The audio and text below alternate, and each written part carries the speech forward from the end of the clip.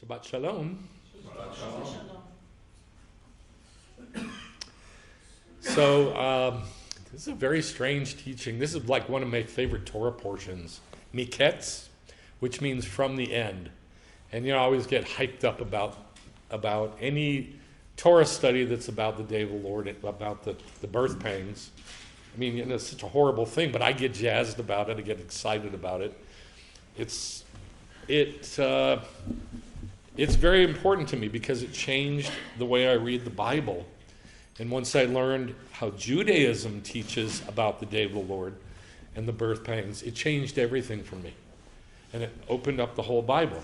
So that's why I'm excited about it. That's why I like it so much.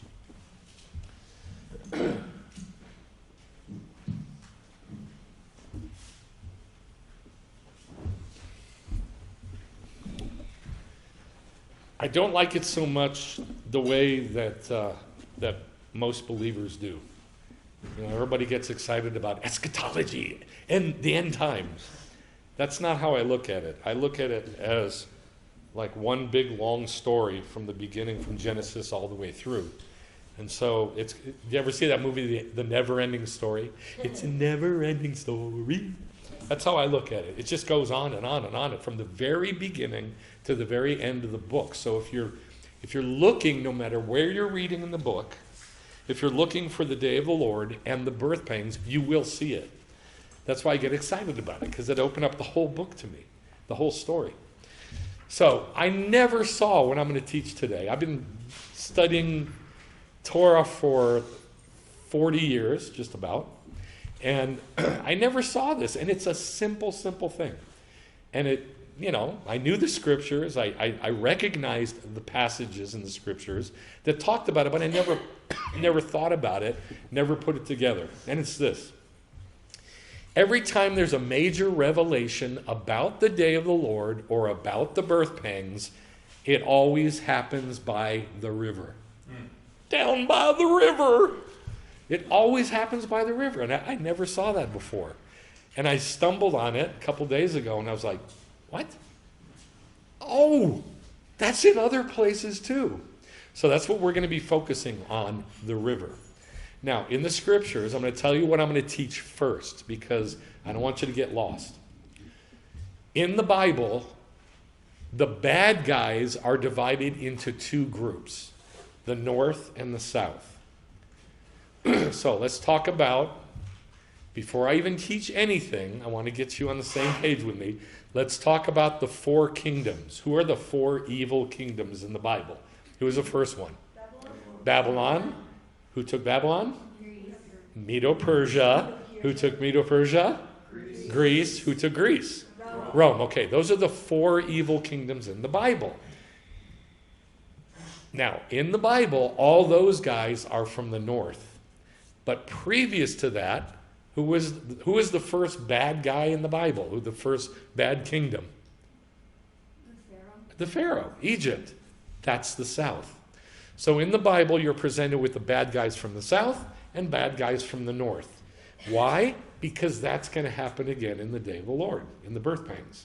There's going to be forces from the south and forces from the north. So what you're going to see here is you're going to see two rivers.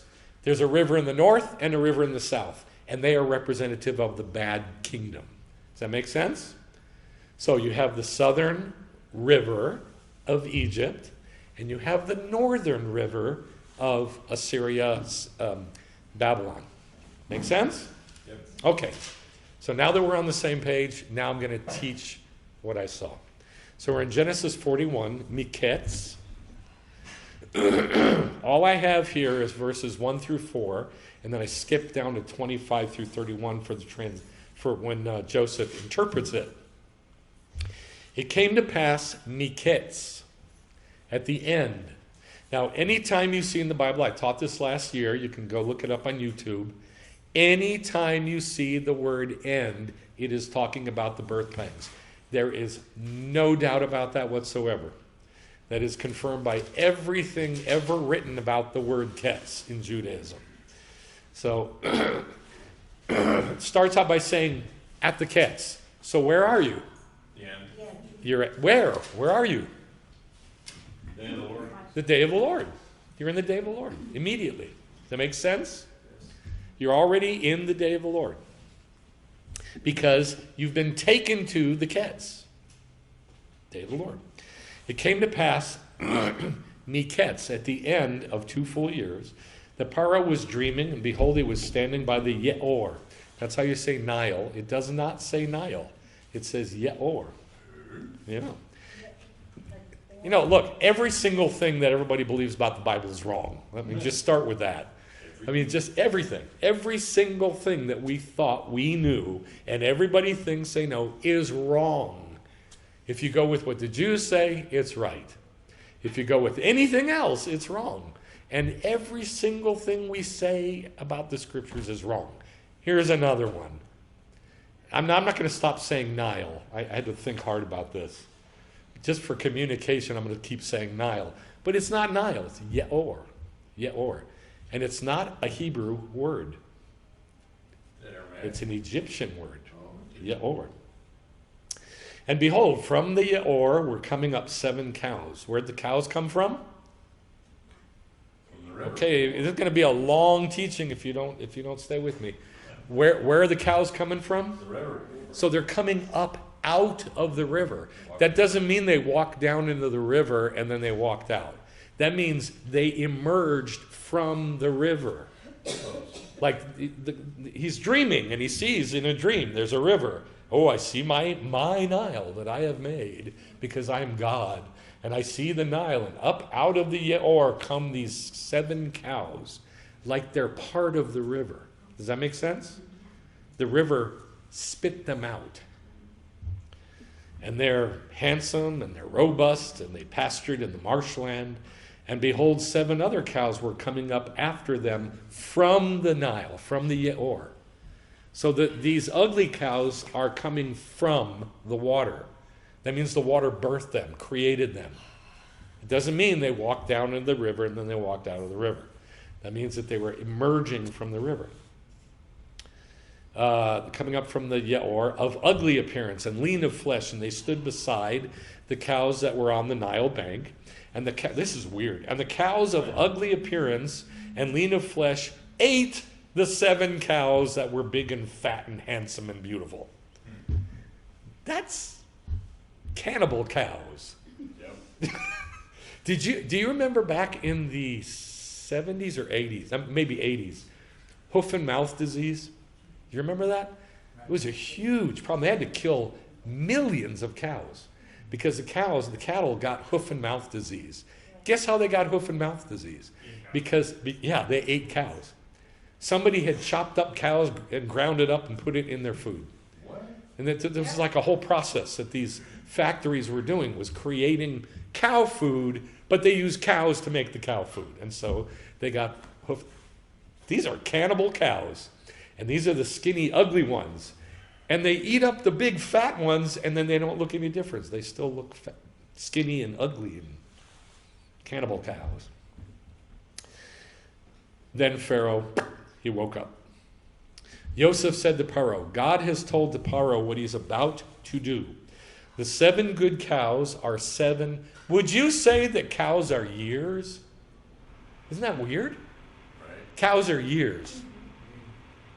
Oh, that's bizarre. Now, after he saw the cows come up, he saw stalks of wheat. 7 stalks of wheat. And 7 stalks of wheat were beautiful, and guess where they came from? The Yeor. They came up out of the Nile. They were belched up by the Nile.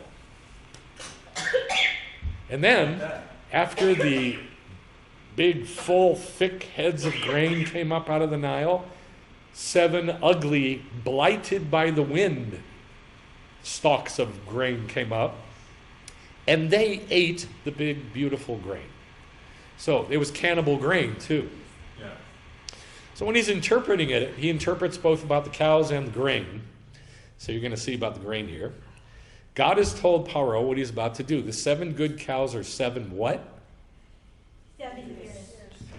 Would you interpret cows in a dream as years? That's strange. But that's what he saw. Very. That's what he interpreted, and he was right. And the 7 thin and ugly cows that came up after them are also 7 years. It is just like I spoke to Paro. Behold, 7 years of great abundance are coming in all the land of Egypt, and after them 7 years of famine will come, and all the abundance will be forgotten in the land of Egypt, and the famine will ravage the land. It will be very severe. So he saw one dream, but he saw 2 dreams. One dream was about the cows, one dream was about the stalks of wheat or barley, whatever it was. But it was one dream. It meant the same thing.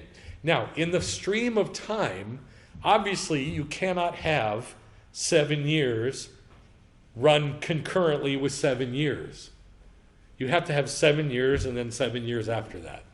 And so God made all of Egypt act out 2 sets of 7 years.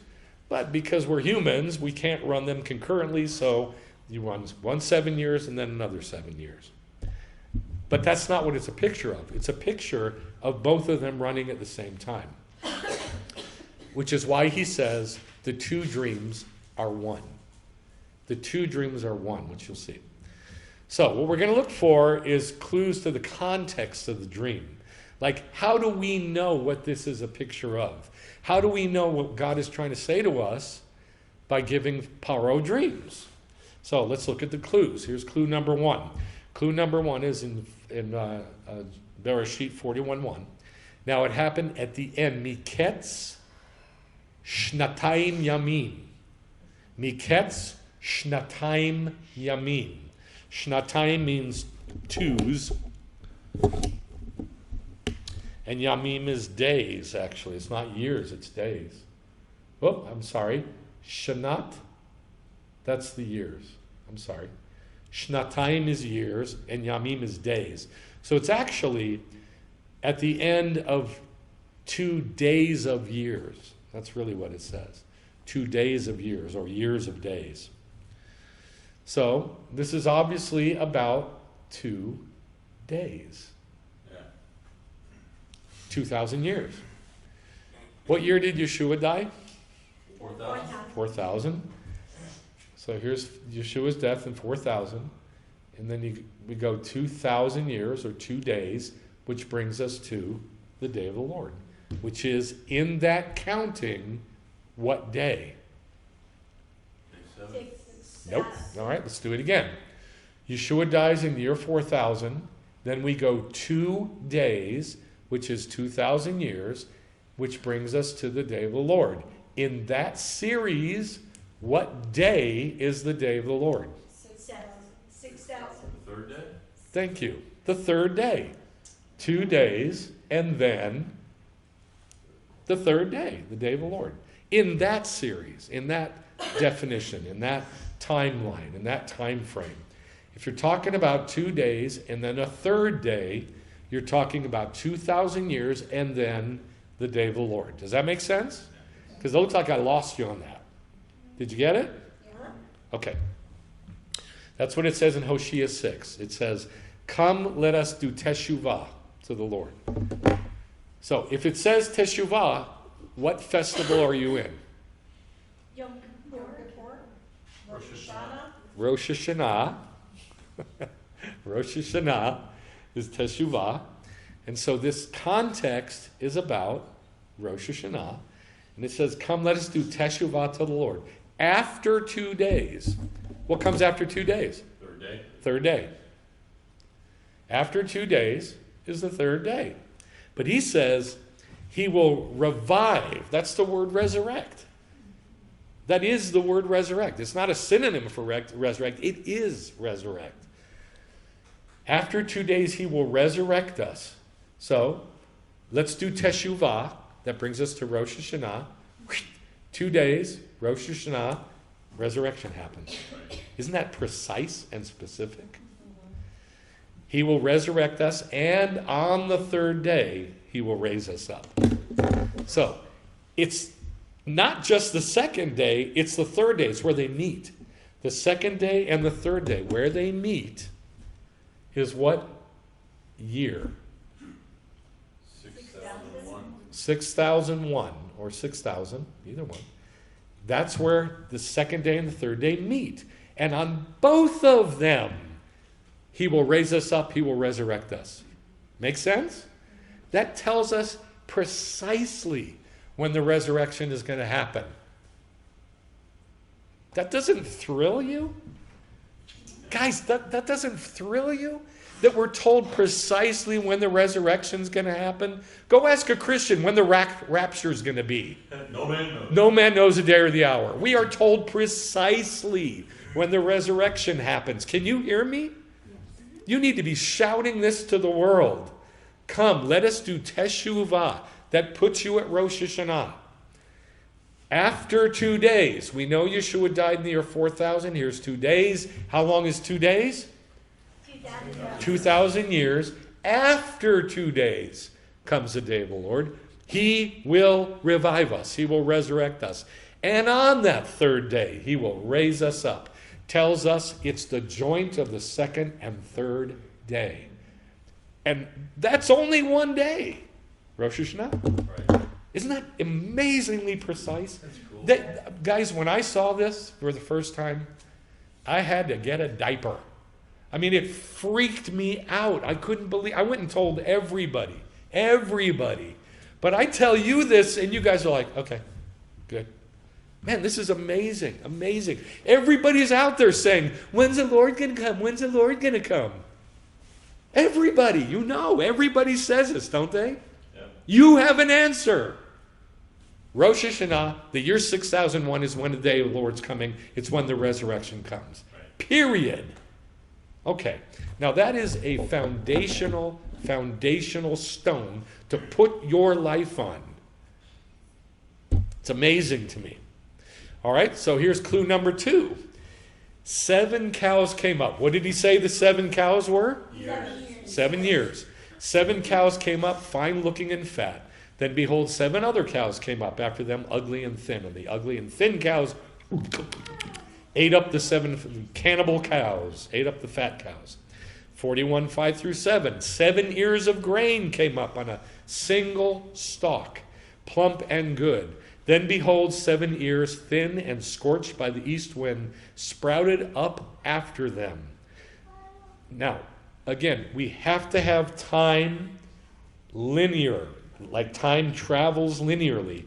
You can't possibly, there's no such thing as alternate universes. I don't care what the movies say and all that nonsense. There's no alternate universes. God created a cycle of time. God created the pictures in time. And that's how they work.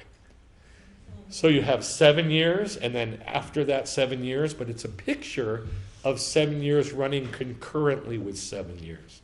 Because you can't act out both at the same time. Especially a whole nation acting out both at the same time. So, this is, he says, and the thin ears swallowed up the 7 plump and full ears. And then in 41, 25 through 26, Joseph said to Pharaoh's dreams, plural, are One. 2 are 1. 2 7 years are 1 7 years. He says it straight up. Does that make sense? Now, if Joseph never said this, we would just say, okay, this is about a 7-year time span, and then after that a 7-year time span. But he doesn't. He says both 7-year time spans are 1. And both things are years. We know they're 7 years because he says it. So you have 7 years running concurrently with 7 years. That's why I'm saying this, because that's what he said. And the 7 good years are 7 years. The dreams are 1. I think that's an amazing passage. So this is about the 2 theaters. The 2 theaters that run concurrently. Now, I know you've heard because there's so many people who teach it, and there's so many people on the internet who put this false information out, and there's so many teachers who teach it with all their heart as if it's true. They say you have 7 years of the birth pangs, and then comes the day of the Lord. Right. Everybody teaches this, just about. I would say probably 98% of Bible teachers teach this, that you have 7 years of what they call the tribulation, and after that, the day of the Lord. But that is not true. Both start on the same day. And how do we know that? Come, let us return to the Lord. After 2 days, he'll revive us, and on the third day, he'll raise us up. Both good and bad start on Rosh Hashanah, the year 6001. They both happen concurrently. So in heaven, there's a 7-day or 7-year marriage, and on earth is a 7-day or 7-year birth pangs, and they run concurrently. That's why he says the two dreams are one. They are the same thing. They're the same time period. They're not one after the other. And remember, he said God showed Pharaoh what? A dream. What he's about to do. Yes? Right, yeah. What he's about to do. Now, physically, there was going to be 7 years good and then 7 years bad. That happened right then. It started that day, by the way, which I'll show you. It started that day.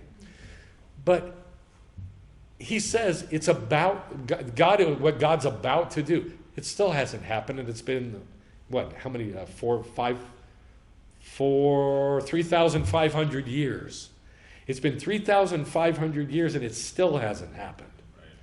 But he says what God is about to do. Now, there's a lot of passages like that in the Bible that talk about the birth pangs as if it's imminent. And that's what he's saying. Clue number 3. Joseph is resurrected to begin the 7 years. Isn't that amazing? Joseph is resurrected to begin the 7 years. What do our 7 years begin with? Our resurrection. Our resurrection, right? It begins with our resurrection. Well, Joseph did the same thing. He began his 7 years, the 7 years that were good, with his resurrection. Pharaoh sent word and called for Joseph, and they hurriedly, that means right now, they brought him up out of the dungeon, and when he had shaved himself and changed his clothes, all the rabbis say that's a picture of the resurrection. Why? He changed his clothes. Now, I don't know if you do this. Oh, I had my beautiful shirt jacket that Eileen bought me this week. I don't know if you do this, but do you wear your new clothes on Shabbat? That you're supposed to wear, like if you get new clothes, the first time you wear them is on Shabbat. And there's even a prayer to say. Baruch atah Adonai Eloheinu melech haolam malbish arubim. And you say that when you wear those clothes for the first time. Why? Because it's on a Shabbat that we're going to change our clothes. What does that mean? Get our new body. So Joseph is getting a new body here. He used to be this raggedy looking thing. He was in prison for a couple of years, and he grew a beard and he looked all raggedy and he was dirty and his clothes were messed up. And so the first thing that happens on Rosh Hashanah, which I will show you, is he's pulled up. He's pulled up out of the dungeon, which is what it says. He goes up, out over the land. And so what's that? That's the resurrection, when we go up, yes? So he changes his clothes, he shaves, he gets cleaned up, he gets a new body, and that's Rosh Hashanah. Now here's what Rabbi Eliezer says. In Tishri, the world was created. On Rosh Hashanah, Yosef came out of prison. On Rosh Hashanah, Yosef came out of prison. This is not my words. By the way, I saw this in the story of Yosef.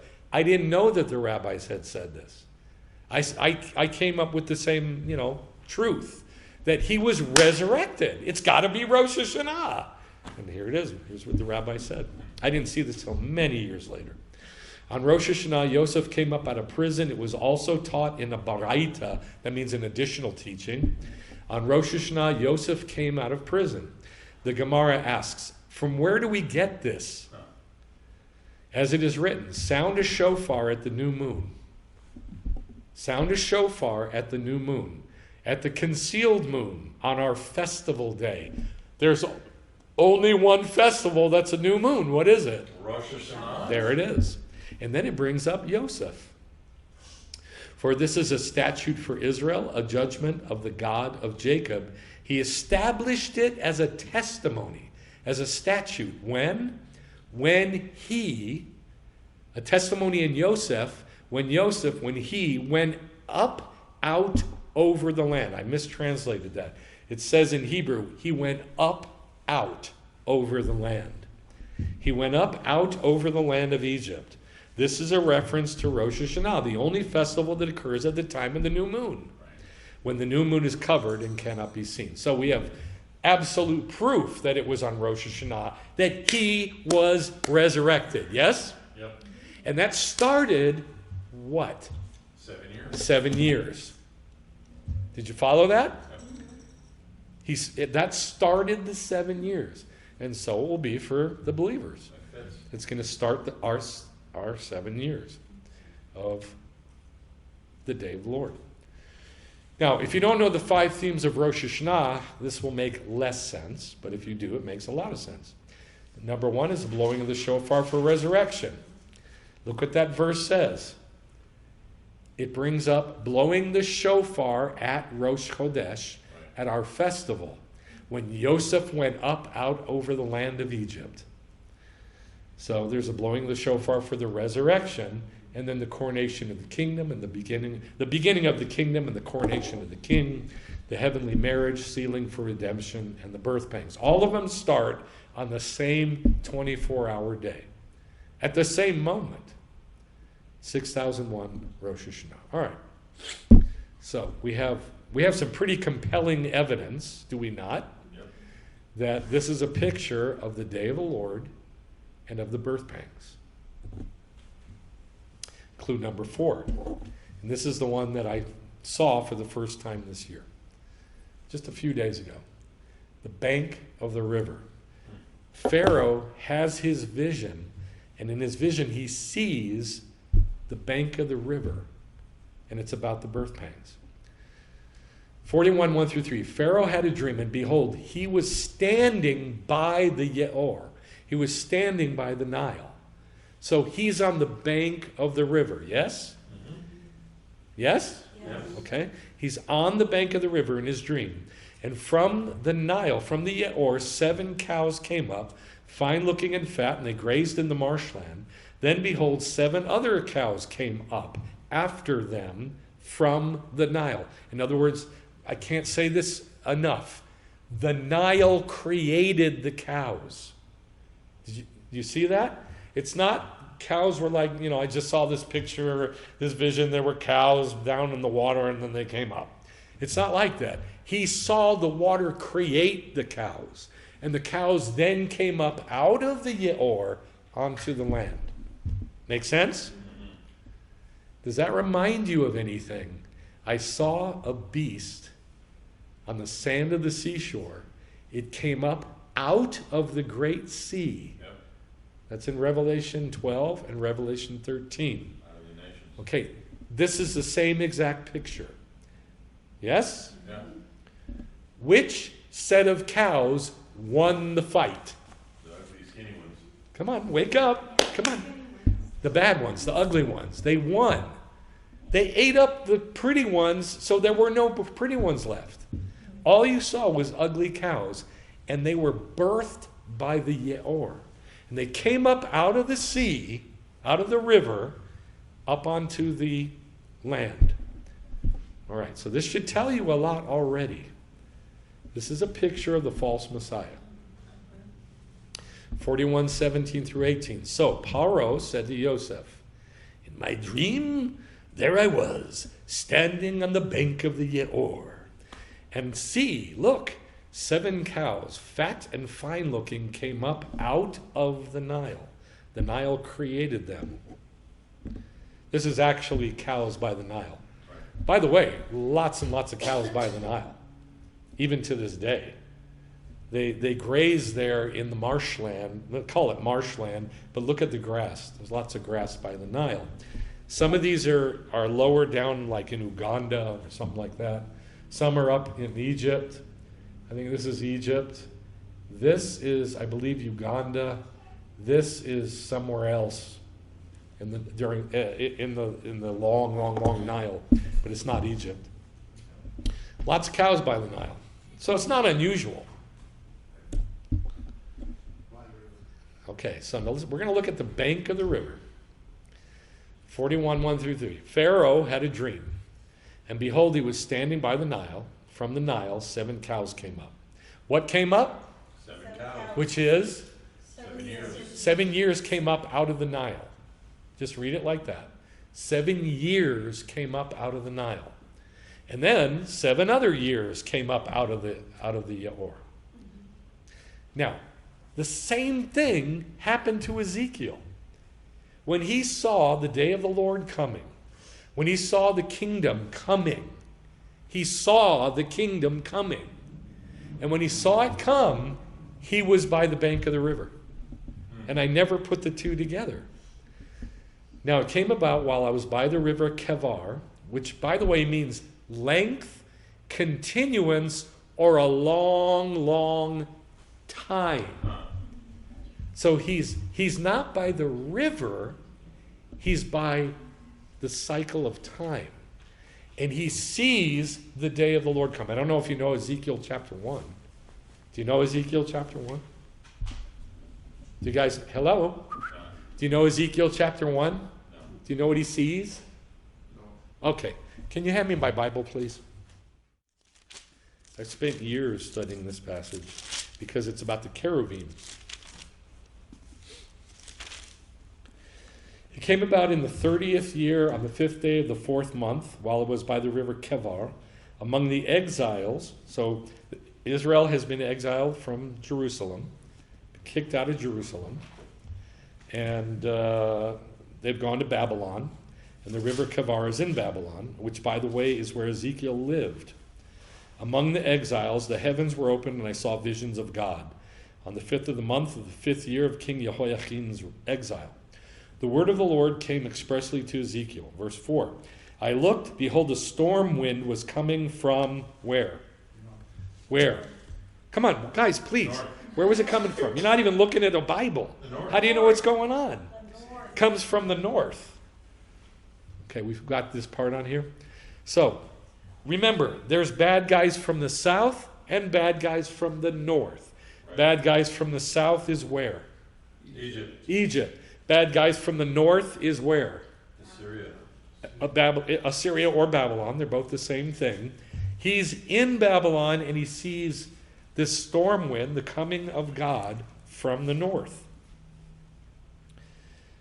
A great cloud with flashing fire forth continually and bright light around it, and in its midst something like glowing metal in the midst of the fire. And within it there were figures resembling 4 living beings. And this is what they looked like. They had human form. Each of them had 4 faces and 4 wings, and their legs were straight, and their feet were like calves' feet, or hooves, and they gleamed like burnished bronze. Under their wings and on their 4 sides were human hands.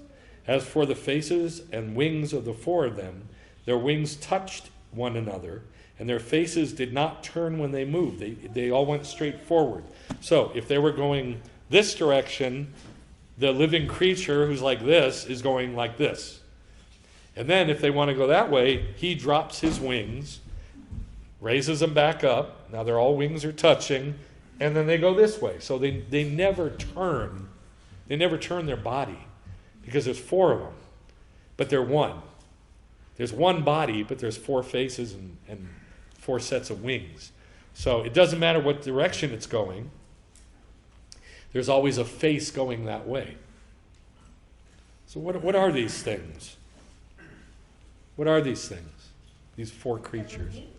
Cherubim. What is that? What's the cherubim? Fire angels from the ark. Say it again. Angels of the ark. Angels of the ark. What else are they? Fire angels. No, that's seraphim. Seraphim. What else are they? You don't know? Oh, the wheels of the chariot. No? They're the throne of God. Oh, the throne. They are the throne, or the chariot of God. They are the chariot. They are the wheels. They are the throne. And they cart God around. Let's go to 13. In the midst of the living beings, there was something that looked like burning coals of fire. That is the seraphim. like torches darting back and forth among the living beings. These are the seraphim. The fire was bright, and lightning was flashing from the fire. And the living beings ran to and fro like bolts of lightning. Now as I looked at the living beings, behold, there was one wheel on the earth. And it says there's 4 wheels. Let's go down to verse 22. Now over the heads of the living beings there was something like an expanse, like the awesome gleam of crystal extended over their heads. And under the expanse their wings were stretched out straight, one toward the other. Each one also had 2 wings, covering their bodies on the one side and the other. I also heard the sound of their wings, like the sound of a lot of waters. Verse 25, and there came forth a voice from above the expanse that was over their heads. Whenever they stood still, they dropped their wings. And it goes on and on and on to describe the coming of God. This is the coming of God. It's also the coming of the day of the Lord. It's the coming of the birth pangs. And Ezekiel sees all this. Where is he? By the river. Right by the river what? What's it called? It's right here on the screen. What's it called? Kevar. Kevar. Time. Expanse of time. Movement of time. And he sees the day of the Lord. So that means he's in the day of the Lord.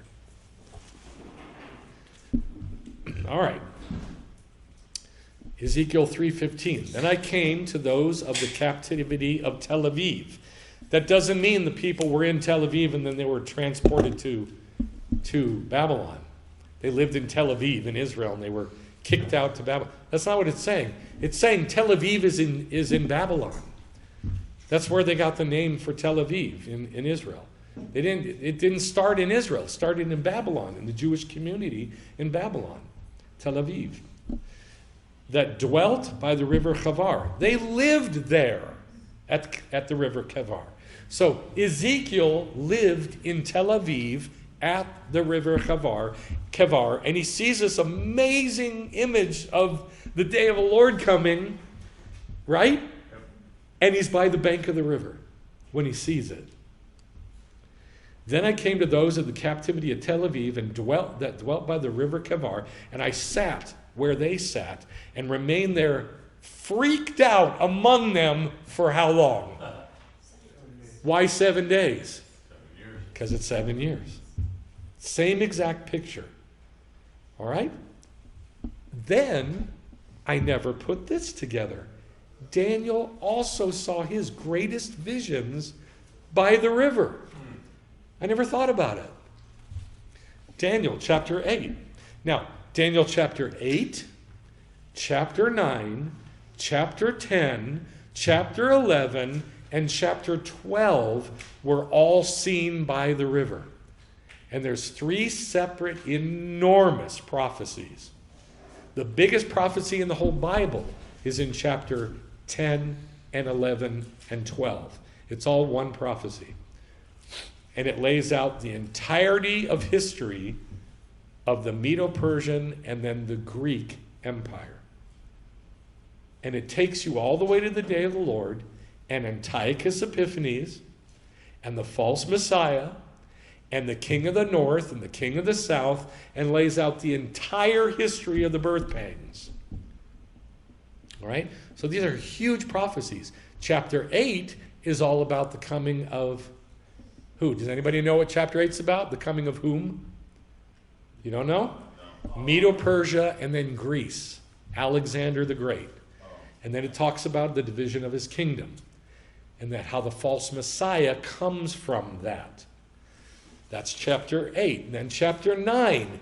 Anybody know what's in chapter 9?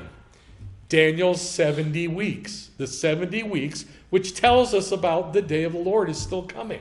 And that there's 1 week of years, 7 years still coming, that hasn't been dealt with in Daniel's 70 weeks. Okay?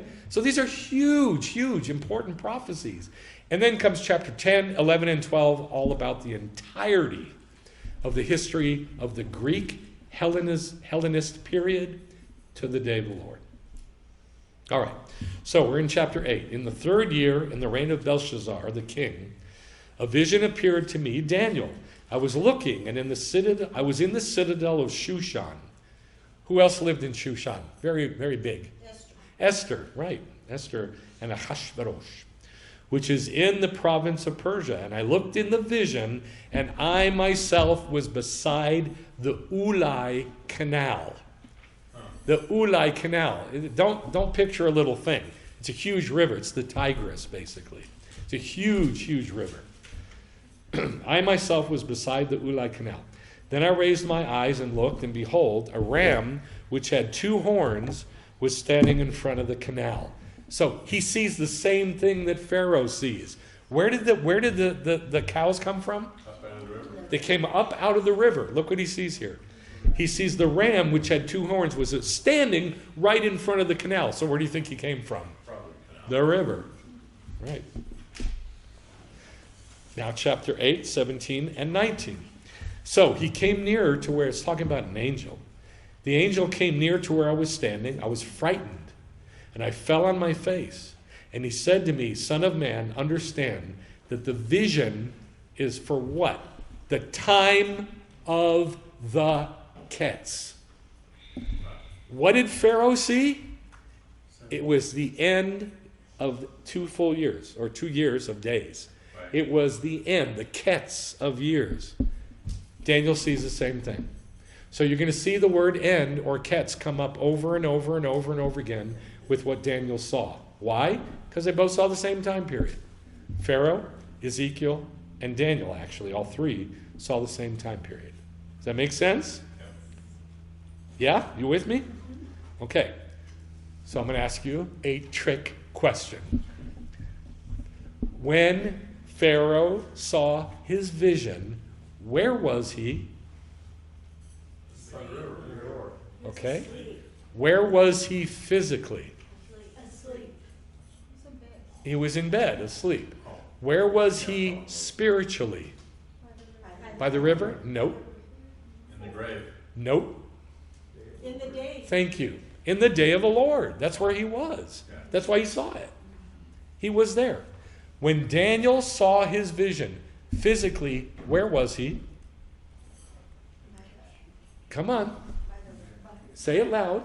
In bed. No. No. Okay. Come on, guys. Well, we stay We by just the read it. canal. Where was Daniel physically? By the canal. By the river. Yes? Okay. Where was he spiritually? In the day. In the day of the Lord. He was taken to the day of the Lord in this vision.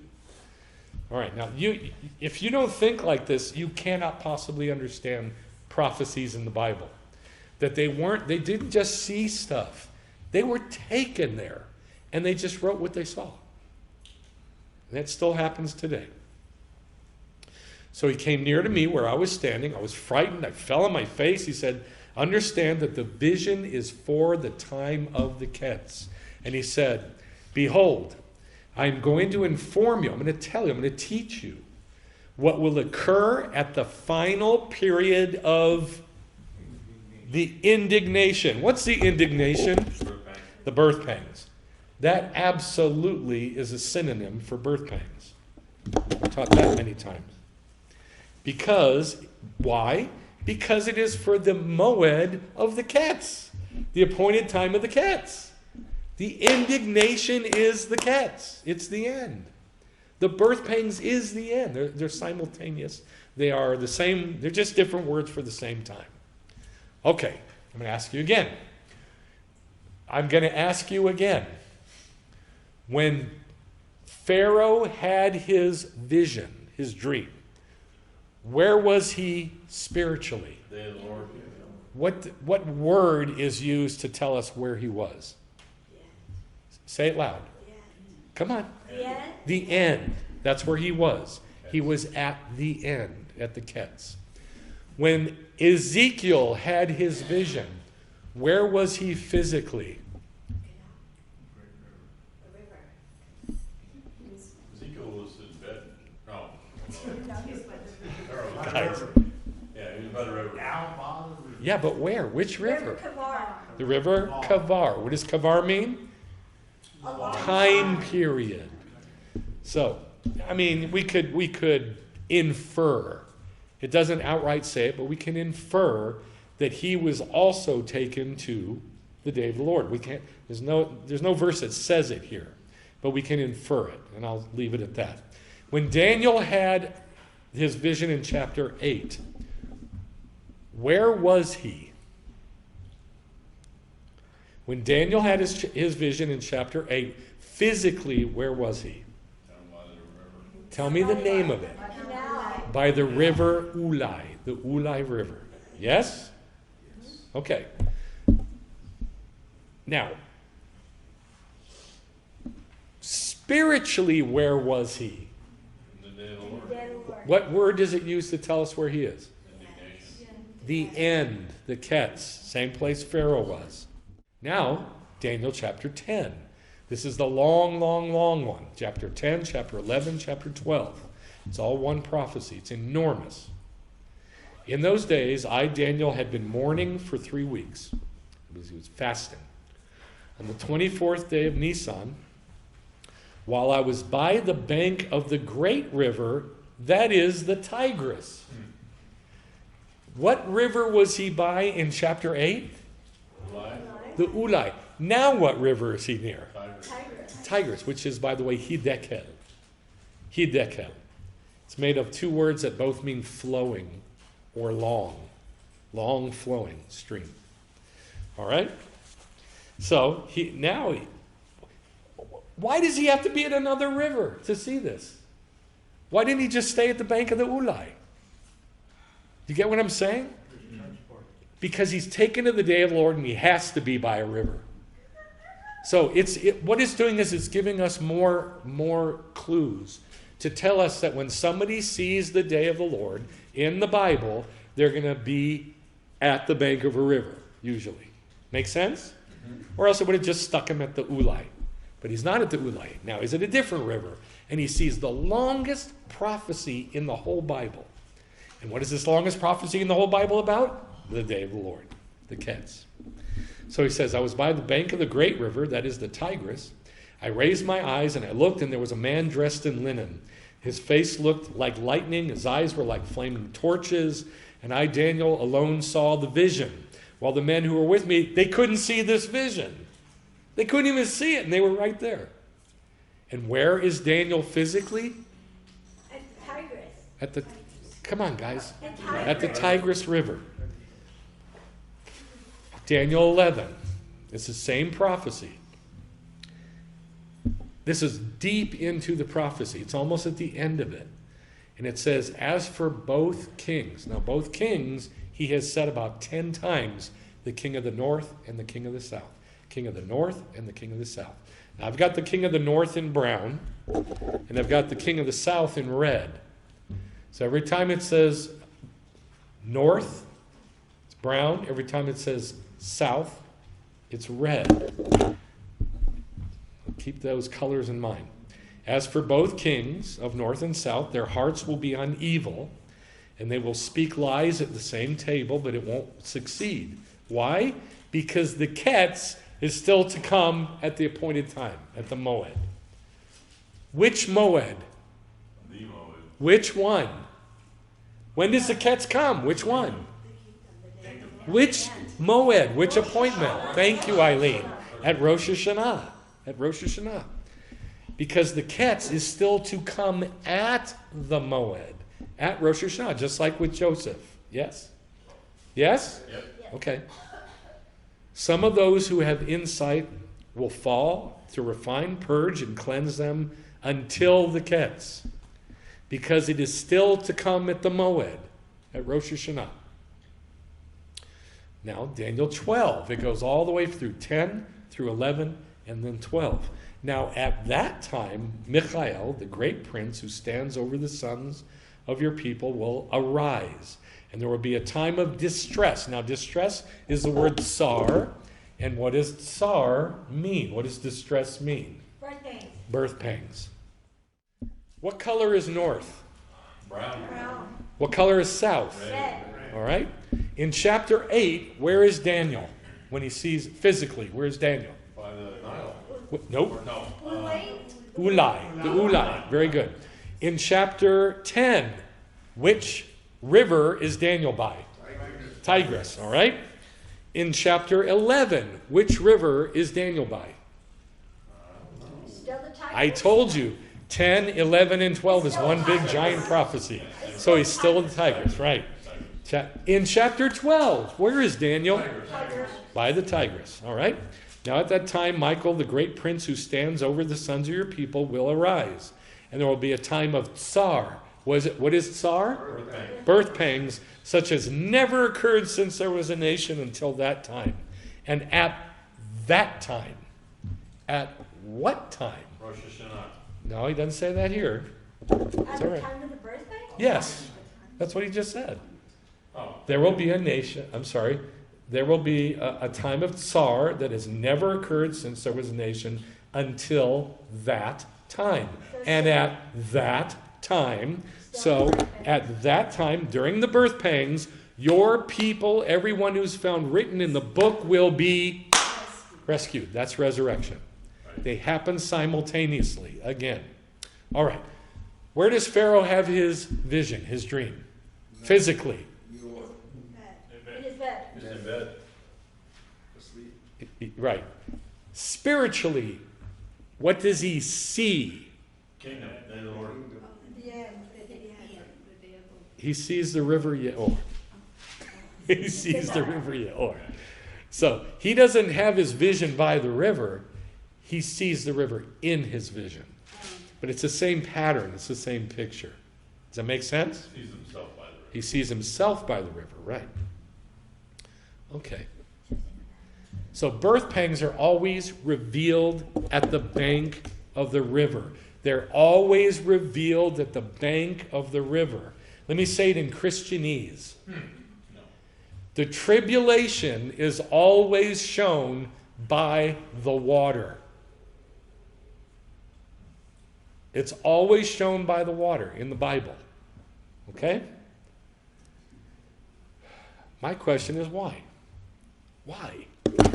Why does God always show the birth pangs to somebody by the water, by the river?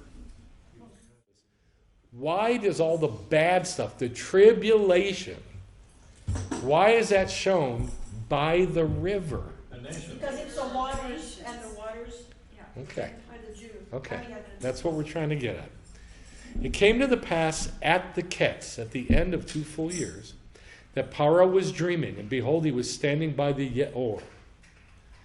Now, Yeor is an Egyptian word. It's an Egyptian loan word. It didn't start in Israel. It started in Egypt. And it means a channel. I don't know if you've ever heard this word fosse. A fosse? Whoop. That's like a canal. A fosse. It's a canal. Thank you very much. I appreciate it. It's like a canal. A shaft, especially the Nile, as the one river of Egypt. It's the one, think about that. How many rivers are there in America? Thousands and thousands and thousands. In Egypt, there's one. Now, I'm going to teach you something you probably never knew. In Genesis chapter, it might be 6, maybe 5, it talks about the Pangea. All the earth was one continent. And it split, and it broke up and went into different continents, right? There was a guy named for that splitting of the land. Do you know his name? Peleg. Peleg. Guess what it means? Splitting. River. It means river, which I'll show you, but it means because it splits. Now, there was one river in Egypt, but it had 1 billion tributaries because it split. It pelegged. And so each one of those little rivulets was a peleg. Make sense? Yeah. Now, there's millions of things like that with the Mississippi. And there's thousands of things like that with the Missouri River. And that's where we get some of our smaller rivers. So it's including collateral trenches. Now, we don't picture a thin trench like that. It means like as wide as this room. Like the Mariana Trench? Yes, like no, not that big. The Marianas Trench is miles wide. But like, big thing like this room or bigger. So it's a man-made stream. Also, it's used for the Tigris as the main river of Assyria. Now, I put this in here, but I couldn't verify it. I looked through all the scriptures I could find on the word Yeor. I cannot one single time find it referring to the river in the north. It's always referring to the river in the south, always. At least that's what I found. If you can find something different, go for it. But that's what I found, yes. Well, Celtic means like divided or broken. That's what I said. No, you said river. No, I said divided, and it means river, Split. which I will show you. I said I will show you. Ezekiel 29, thus says the Lord, behold, I'm against you, Paro, king of Egypt, the great dragon. This is the same word, dragon, that's used in Revelation, that lies in the midst of his Yeor. Where is the Pharaoh in this verse? And your, In the Yeor. He's lying in the Yeor saying, my Nile is mine. I have made it. I made this. It's the one river in all of Egypt. And he says he made it. Okay? So, in other words, the Yeor is the Pharaoh. right, Does that make sense? yep. The Yeor is Pharaoh. I'll show you more about that. Now, the birth pangs are revealed at the bank of the river. Why? That's what we're looking at.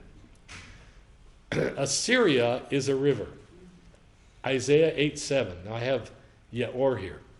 Now, therefore, behold, the Lord is about to bring on them the strong and abundant waters of the river. So I have the wrong word here. This should not say Yeor. It should say Nahar. Nahar.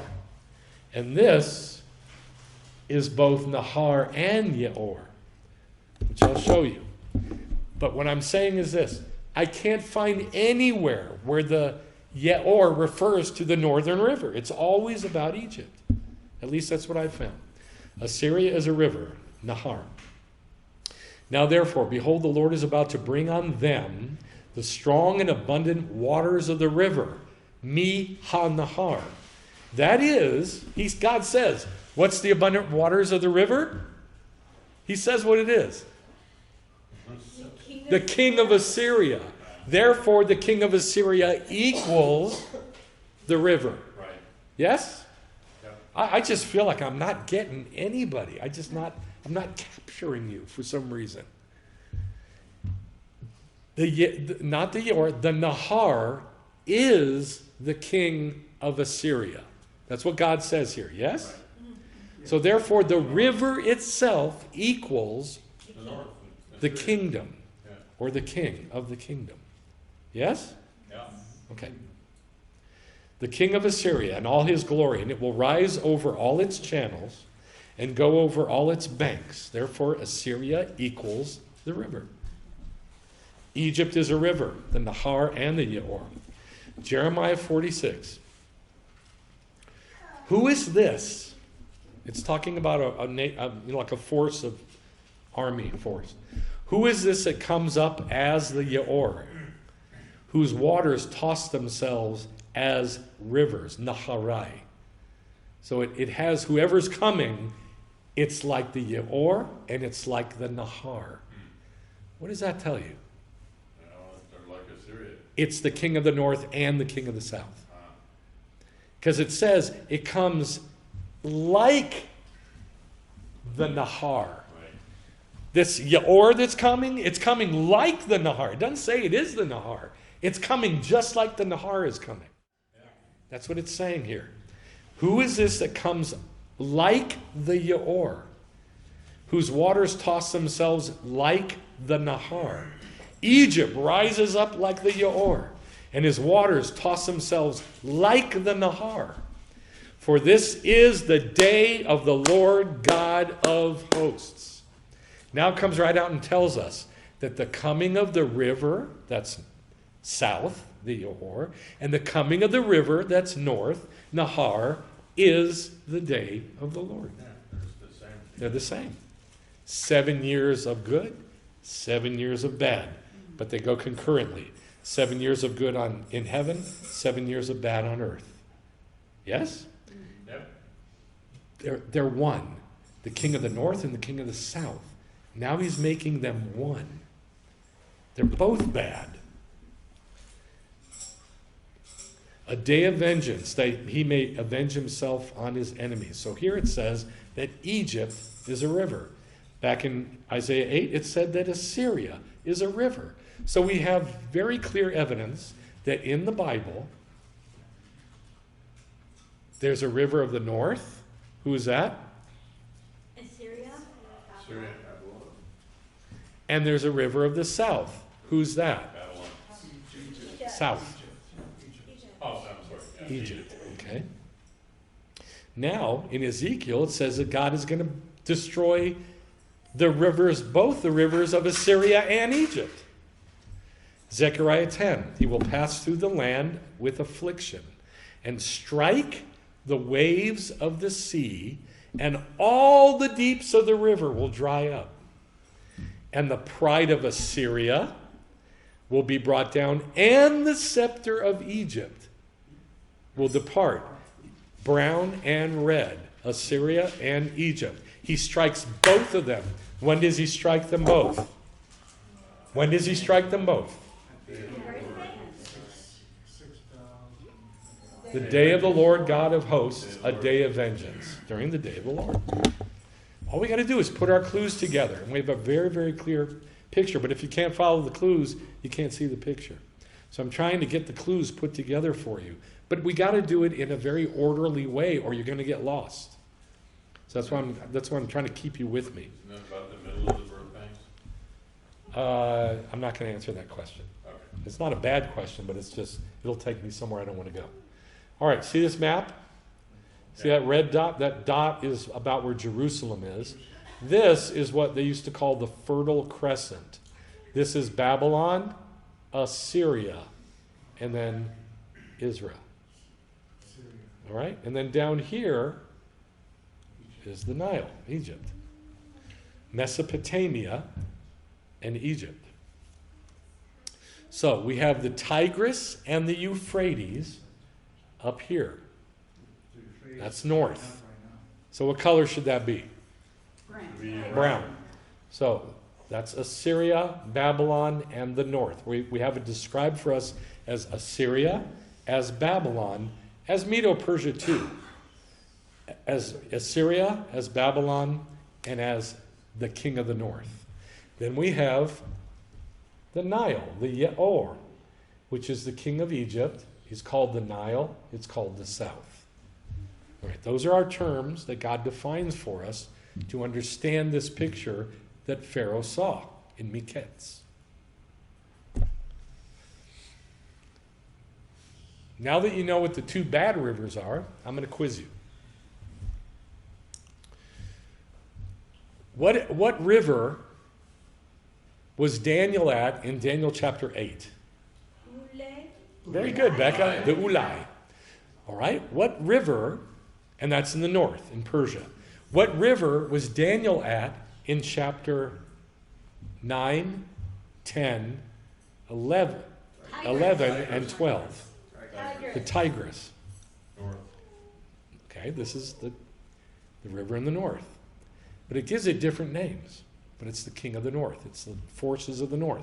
It's the evil kingdom of the north. What is the name of the Nile in Egyptian / Hebrew?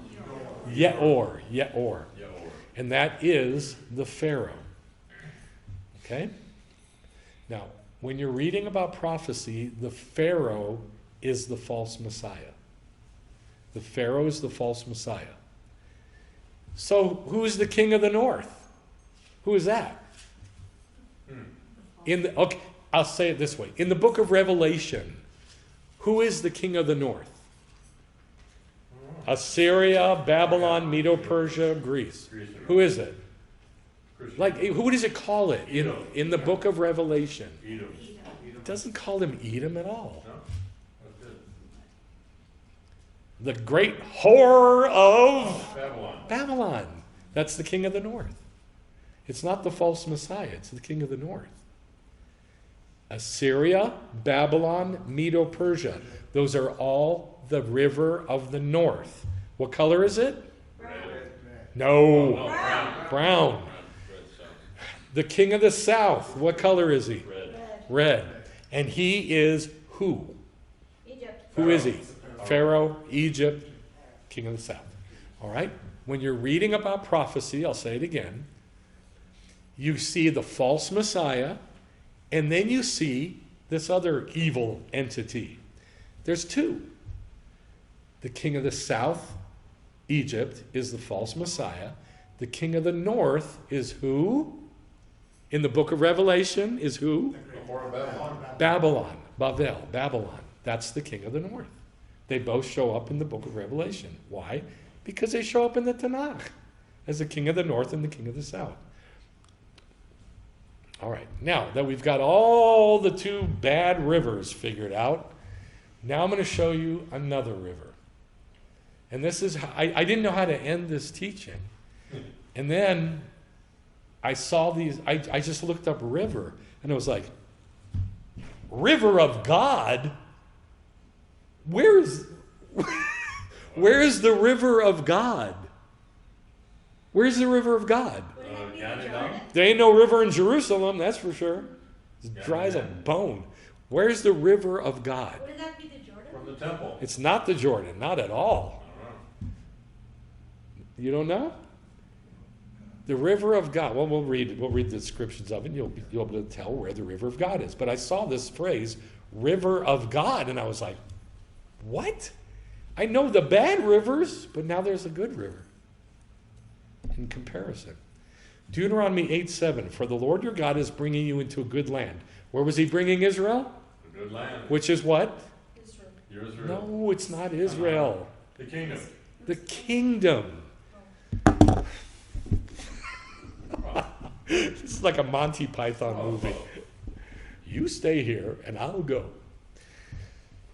The Lord your God is bringing you into the good land. What is the good land? The kingdom. The kingdom. So in the kingdom, it's a land of Good water. ma'ain, streams of water, ma'ain, fountains and springs flowing out in valleys and hills. It's in the kingdom, and it's a really, really good river. It's fertile. So this is the first verse where we see really the river of God. It's in the kingdom. But now there's more. This is the verse you brought up, Eileen. Psalm 1, verses 2 and 3. But his delight is in the Torah of the Lord. Now, the reason we couldn't go here when we're talking about Pharaoh is because Pharaoh was the false Messiah. And why was he taken to the river? So he could see his end, his Ketz, the destruction of all the evil people and all the evil kingdoms, and his own end. But this is different. This is God's river. His delight is in the Torah of the Lord, and on his Torah he meditates day and night. He will be like a tree planted by palgei mayim. That's what it says in Hebrew, palgei mayim. Yes, it does. We sing this song. And I'm going to put this on tape. Palgei mayim is what it says in Hebrew, which means streams, divisions of water. Water courses that are split up and divided. They're like, what would you call, like tributaries. Yeah. Tributaries. So somebody who studies the Torah, they're tapping into some river that's like a tributary from a bigger river, and it feeds them because they're studying Torah. That is not the king of the north or the king of the south. That's God's river, but we don't know where it is yet. We know that's like, it might be in the kingdom, we know that, but that's all we know.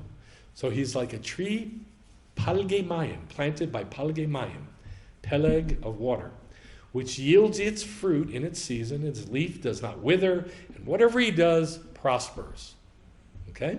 So there's obviously a river of God somewhere. And we want to tap into that, yes? Yeah. We want to tap into it by studying Torah. His delight is in the Torah of the Lord. Psalm 46. There is a Nahar. There is a river whose palge, whose streams, so now it's a big river, but it's got tributaries. Yeah. And those make the city of God happy. Where's the river? City of God. Right, Jerusalem. in the city of God. There are no rivers in Jerusalem. Right. So where is it? Heaven, obviously. It's in heaven. Don't point. Use your mouth. Use words. Where is it? Kingdom. In heaven. It's in heaven. In Zion, in heaven. There is a river. The holy dwelling places of the Most High. That's heaven. God is in the midst of her. She will not be moved. God will help her when morning comes. The nations, now look what it does. It immediately brings in the birth pangs. The nations made an uproar. The kingdoms tottered. He raised his voice and the earth quaked, and the Lord of hosts is with us. The God of Jacob is our stronghold. So there is a river of God in heaven. And its waters, there's a big, big, big river, and it has tributaries that feed us. If you want to tap into it. How do you tap into it? You're in Judaism. Study Torah. Study Torah. Psalm 65, which we sang. Who stills the roaring of the seas? Now we know there's 8 different passages that say that the seas are what? The nations. The nations, the Gentiles. What about the rivers? Rivers are like a little branch of the sea. That's where they get their water. And so that's why there's a king of the north and a king of the south. A river of the north and a river of the south. Because it's a branch from the sea. You have all the nations, and then God pulls off one and says, you are set aside for the north. You are evil. And he pulls off one, he directs it to the south and says, you are going to fill all of Egypt. And you are the false Messiah, and you're evil. And the time is going to come when I'm going to destroy you and you, both north and south. And it's the day of the Lord. But there's another river with tributaries, and that's in heaven, and it gives out these tributaries. Guys, if you've ever seen, I don't know that you've ever seen Jews study. Each one of the Jews who has a congregation and has a Torah study group, they're sucking the water from a tributary, a rivulet, a peleg, the palge, the divisions of these streams. And listen, it takes work. And if you're scared, you're not going to get anything. You're not. You got to press in and try and make mistakes in order to get that water. And I've told you this many, many, many times, that to get anything from God, you got to work, you got to beg, you got to walk, you got to run, you got to dig, you got to search, you got to ask, right? Mm-hmm. Okay, well, study is the same way. He's not going to hand you anything on a silver platter. He's not, because you're so amazing. It's not going to happen. You got to work for it. And that's what I'm trying to do, is train you to work for it. Who stills the roaring of the Gentiles? The roaring of their waves, the turmoil of the goyim. He tells us what the roaring of the waves is. It's the turmoil of the Gentiles, causing problems, causing trouble. Yep. And God will still that. But then it says, the peleg of God. It's in plural, palge. The palge Elohim. The stream of God is full of water. I believe it's plural. It's full of water. You prepare their grain for so you prepare the earth. You water its furrows abundantly. You settle its ridges. You know when you plow the field and it leaves those big ridges? Okay, and then the rain comes, and what happens to the ridges? It kind of levels everything out, right? That's when you know the rain is falling, things are going to start growing. So it's like God watering everything from that stream. You water its furrows abundantly, you settle its ridges, you soften it with showers too. You bless its growth. So, I'm going to say this, you don't have to believe me, But I believe that rain comes to Israel from the river in heaven. That's what I believe. Because he links here the stream of God with the rain of God, like changing the landscape and bringing growth. So we want to tap into the palgei mayim, the streams of water in heaven, which is in Zion. Is in Zion. There is a river, a nahar, whose palgei make the city of Zion happy. Why? Because that's God's Spirit and His Torah being poured out from heaven. Maybe you don't know this. Maybe I'm just assuming you know. In the kingdom, where does the water come from in the temple? From the Holy of Holies? No? I guess I was assuming. River of God. Yeah, but where? Where in the temple? The laver? Very good. What side is the laver on? Right North, side. south, east, or west? East? South. As you're looking at the temple, it's on the left side. That's where the laver was. Why is there a laver there? Because it's a picture of the waters of God, the river of God, and it says it in Ezekiel, that I saw a river coming, it was a trickle, coming from the south side of the temple. And it went out to the city, and it got deeper and deeper and deeper and deeper and bigger and fatter, and I couldn't even get through it. It got so raging. And on both sides of that river was trees whose leaves were for the healing of the Gentiles and the fruit was for food. Right. Right? And it changed every month. The fruit changed every month. And it says this is in the kingdom. Well, if it's in the kingdom, it's going to be in heaven. Yep. So what I'm saying to you is this, what I'm trying to say, and I don't know if I've said it clearly, is this. You've got to be careful that you're not deceiving yourself. That you think you're learning because you think you're in tune and tapped into the cycle of the year. You think you're tapped into it. Oh, well, we did that festival, we did that, we did that, we did that. But if you're not getting a different fruit at each season, you're not. So let's tap into the palgei mayim, the tributaries of water from heaven. Lord, thank you for revealing the Ketz so clearly. I ask that you would shake this congregation, not like grain in a sieve, but you would shake this congregation like you did with Daniel as a man roused from his sleep, the way you did with Ezekiel, the way you did with Isaiah, as a man like you did with Hosea, like a man roused from his sleep. And I ask in the name of Yeshua, Lord, that you would show us pictures, repeating patterns in the Torah, so we can understand what you have worked so hard to show us. In the name of Yeshua.